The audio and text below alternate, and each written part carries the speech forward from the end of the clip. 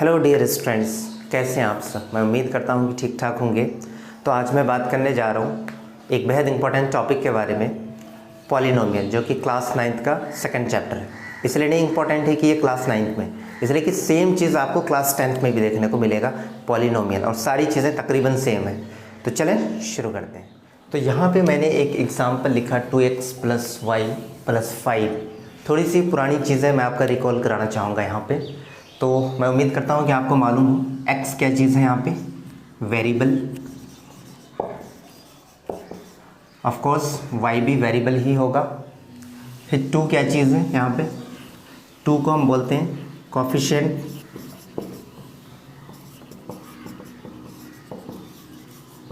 और ये जो सिंपल 5 है ये होता है कांस्टेंट। अब क्या क्या है ये सब बता रहा हूँ मैं अभी। वेरिएबल जो x y z कुछ भी, ये आपको पता है ऑलरेडी, आप प्रीवियस क्लासेस में पढ़ चुके हैं सारी चीज़ें। कोई भी अंग्रेज़ी का अल्फ़ाबेट वो वेरिएबल कहलाएगा जिसकी कोई फिक्स्ड वैल्यू ना हो। उसके बाद बात कर लेते हैं हम कोफिशिएंट की। कोफिशिएंट हम उसे कहते हैं जो वेरिएबल के साथ नंबर होता है। जैसे यहाँ क्या है, x के साथ 2 है तो यहाँ पे 2 कोफिशिएंट हो गया। अब कोई ऐसा नंबर जो सिंगल नंबर हो, यानी उसके साथ वेरिएबल ना हो, तो उसे हम बोलते हैं कांस्टेंट। 5 जैसे यहाँ पे ये कांस्टेंट हो गया क्योंकि इसके साथ कोई भी वेरिएबल नहीं है हमारे पास। देखिए यहाँ पे सबसे इम्पोर्टेंट रोल प्ले करेगा टर्म। टर्म क्या चीज़ है, कोई भी पॉलिनोमियल अगर लिखा रहेगा उसके बीच में प्लस हो या माइनस हो, ये दोनों डिफ्रेंशिएट करेगा कि भाई उस पॉलिनोमियल में कितने टर्म है। जैसे फॉर एग्जांपल नीचे से मैं चलता हूँ, यहाँ देखें आप, ये एक नेगेटिव साइन है, यहाँ एक पॉजिटिव है, तो ये और ये, यानी इस पूरे में 3 टर्म है हमारे पास। मैंने क्या बताया कि प्लस और माइनस ही फ़र्क करेगा कि उस पॉलिनोमियल में कितने टर्म्स हैं। तो माइनस से पहले एक टर्म हो गया, यहाँ पे एक है और यहाँ पे एक है, ये 3 टर्म है। अब फिर हम यहाँ देखते हैं, यहाँ पे 2 टर्म, एक है 2x और एक 16, एक टर्म और एक टर्म, यहाँ एक सिंगल टर्म है। तो टर्म के अकॉर्डिंग भी कुछ नाम है इनका, तो वो नाम मैं लिख देता हूँ। अगर सिंगल टर्म होगा तो इसको बोलते हैं मोनोमियल। अगर इसमें 2 टर्म होगा तो इसे हम बोलेंगे बाइनोमियल। अगर 3 टर्म होगा तो इसको हम बोलेंगे ट्राइनोमियल। ट्राइनोमियल। तो यहाँ देखें, जैसे सिंपल 5y है, एक ही टर्म है यहाँ पे, ये 2 नंबर नहीं, ये हालांकि बीच में मल्टीप्लाई है। मैंने क्या बताया था, टर्म के लिए प्लस या माइनस होना चाहिए तभी वो अलग अलग। यहीं पे अगर मैं कह देता कि 5 + y, तो ये 2 टर्म हो जाता है क्योंकि 5 अलग है और y अलग है। यहाँ पे 5y एक साथ है तो इसलिए ये एक सिंगल टर्म है, और सिंगल टर्म का मतलब मोनोमियल। मोनो का मतलब ही होता है एक, बाइनोमियल लफ्ज़ बाई है, बाई का मतलब होता है 2, ट्राइनोमियल, ट्राई का मतलब होता है 3, जैसे आप ट्राइंगल बोलते हैं, ठीक है। तो 2 टर्म जहाँ रहेगा वो बाइनोमियल कहलाएगा, 3 टर्म जहाँ रहेगा वो ट्राइनोमियल कहलाएगा। अब जैसे यहाँ पे मैंने लिखा 5 + y, ये भी एक एग्जाम्पल है बाइनोमियल क्या। इसके अलावा और भी जितने सारे टर्म्स आप लिख लें, फॉर एग्जांपल अगर इसी को और मैं थोड़ा और एक्सटेंड कर दूं, +12z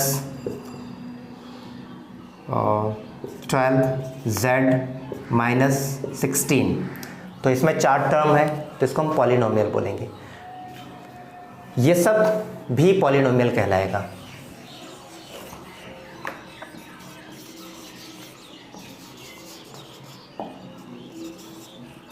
पॉलिनोमियल अगर कहीं भी एक टर्म लिखा है या तो आप उसे पॉलिनोमियल कहते हैं। पॉलिनोमियल सभी है इनमें से, ठीक है, आप सबको पॉलिनोमियल कह सकते हैं। एक टर्म हो, 2 टर्म हो, 3 टर्म हो, 4 टर्म हो, n टर्म तक हो, वो आपका पॉलिनोमियल कहलाएगा। अगर एक टर्म है तो उसका स्पेसिफिक नाम है, वो है मोनोमियल। 2 टर्म होगा तो बाइनोमियल, 3 टर्म होगा ट्राइनोमियल। इसके आगे अगर आप बढ़ेंगे तो यू कैन से पॉलिनोमियल। अब मैं थोड़ा सा और आगे बढ़ता हूँ, और अकॉर्डिंग टू पावर, देखिए पावर बहुत इंपॉर्टेंट रोल प्ले करता है। तो पावर के अकॉर्डिंग पॉलिनोमियल का क्या नाम है यहाँ समझने की कोशिश करते हैं। जैसे यहाँ पे देखें 10x + 6 लिखा मैंने, तो पावर जब भी मैं बात करूँगा यहाँ पे पावर का मतलब वेरिएबल पे पावर, किसी भी नंबर पे कुछ भी रहे उससे कोई फ़र्क नहीं पड़ता है। जैसे मिसाल के तौर पर आपका यहाँ मैंने स्क्वायर लगा दिया, ये यहाँ पे इंपॉर्टेंट रोल प्ले नहीं करेगा। इस वेरिएबल के ऊपर, जैसे यहाँ पे देखिए y के ऊपर स्क्वायर है, तो इसका मतलब ये इंपॉर्टेंट रोल प्ले करेगा। तो फिलहाल मैं मिटा देता हूँ इसको। तो 10x प्लस 6, यहाँ पे अगर आप देखें तो x के ऊपर पावर जो है वो 1 है, वो छुपा हुआ रहता है, वो हम लिखते नहीं। तो ऐसे पॉलिनोमियल को हम कहेंगे लीनियर पॉलिनोमियल।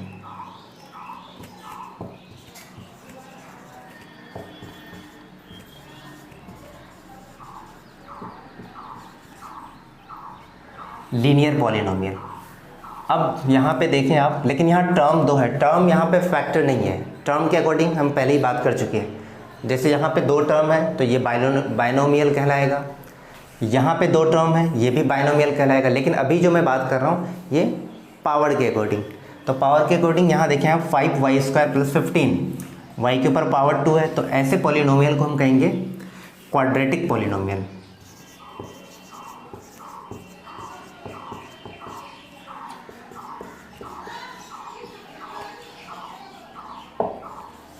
Quadratic polynomial. अब जहाँ पे 3 पावर हो जाए, जैसे यहाँ पे आप देखें क्यूब, तो आपको पता है कि क्यूब जिस पे पावर 3 रहता है, तो इसका मतलब है कि ये कहलाएगा क्यूबिक पॉलिनोमियल।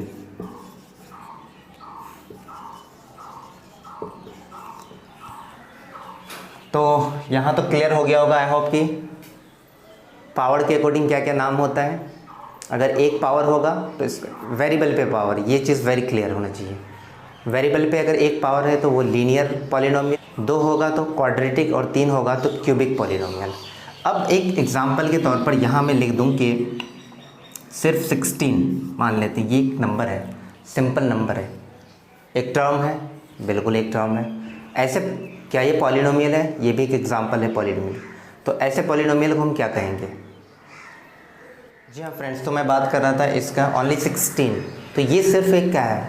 ये एक नंबर है और ये कांस्टेंट नंबर है। तो कांस्टेंट से याद आया कि ये एक कांस्टेंट पॉलिनोमियल कहलाएगा,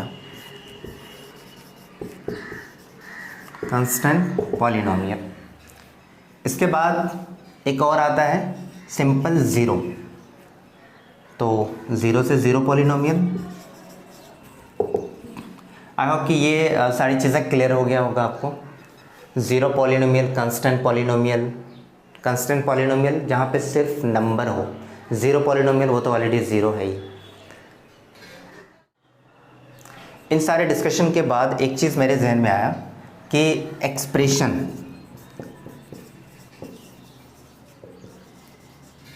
एंड पॉलिनोमियल,